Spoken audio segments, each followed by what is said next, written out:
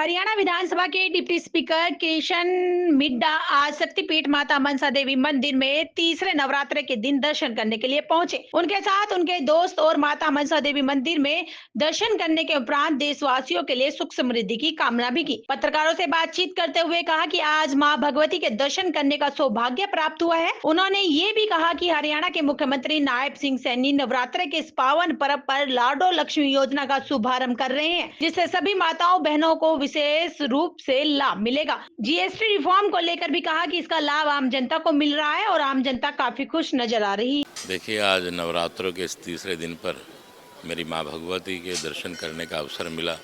कल भी रात को मैं माँ भगवती के दर्शन अपने साथियों सहित पहुंचा। वहीं पर माँ कालका देवी के भी और चंडी देवी के भी माँ के दर्शन किए। कल सारा दिन ही माँ भगवती के दर्शनों में रहा, चाहे नैना देवी रही, चाहे पटियाले वाली कालका माई रही। मैं तो ये कहूँगा कि देखिए, माँ भगवती इस संसार में शक्ति का सार है और शक्ति के बिना कोई व्यक्ति कुछ नहीं कर पाता।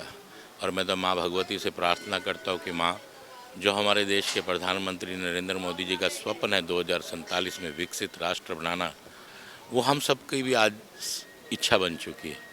तो जल्दी से वो स्वप्न पूरा हो। और माँ भगवती के जो ये दिन हैं जिसमें शक्ति की बात कर रहे हैं, इसका अपने आप में एक चमत्कार है।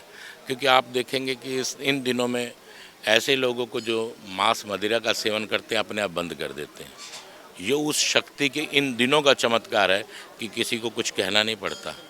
मेरे अनुसार, मेरे सोचने के अनुसार तो मात्र 10 पैसे ही रह जाता है जो लोग खाने पीने वाले व्यक्ति हैं, वरना सब लोग अपने आप छोड़ देते हैं। ये जिसके दिनों में इतनी ताकत है, जिसके दिनों में इतनी शक्ति है, तो आप कल्पना कर सकते कि उसमें खुद में कितनी शक्ति होगी। तो मैं माँ भगवती से प्रार्थना करता हूँ कि हमारा देश 2047 तक पहले नंबर पर विश्व में आए। ऐसी माँ भगवती से प्रार्थना और सभी के लिए सुख, शांति, समृद्धि मांगता हूँ। कल सर हरियाणा के मुख्यमंत्री नायब सिंह सैनी लाडो लक्ष्मी योजना के लिए ऐप लॉन्च करने जा रहे हैं। किस तरीके से देखते हैं आप इस कार्य को? देखिए, नवरात्रों में एक ये कह सकता हूँ कि माँ शक्ति, माँ भगवती जो हमारी कन्या और हमारी माताओं के बीच में विराजमान रहती है, उनके अंदर ही उनका असर नज़र आता है।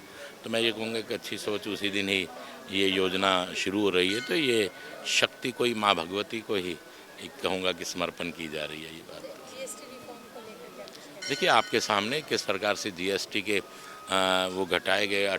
40 वालों को 28 किया गया, काफ़ी उसमें 28 वालों को 12 किया गया, 12 वालों को 5 के। इवन देन की जो रोज़मर्रा के कुछ आइटम्स हैं, स्टेशनरी वगैरह, खाना पीने का जो सामान है, उस पर 0% किया गया।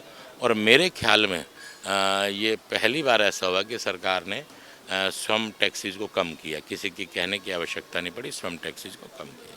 तो ये एक अच्छी सोच है हमारे देश के प्रधानमंत्री जी की, प्रत्येक व्यवसायी के लिए, कि उन लोगों के व्यवसाय में और आसानी रहे, ताकि उनकी जो ये कहूँगा ग्राहकी बढ़े, जिससे काम धंधे में बरकत रहेगी, तो सब लोगों को अच्छा लगेगा।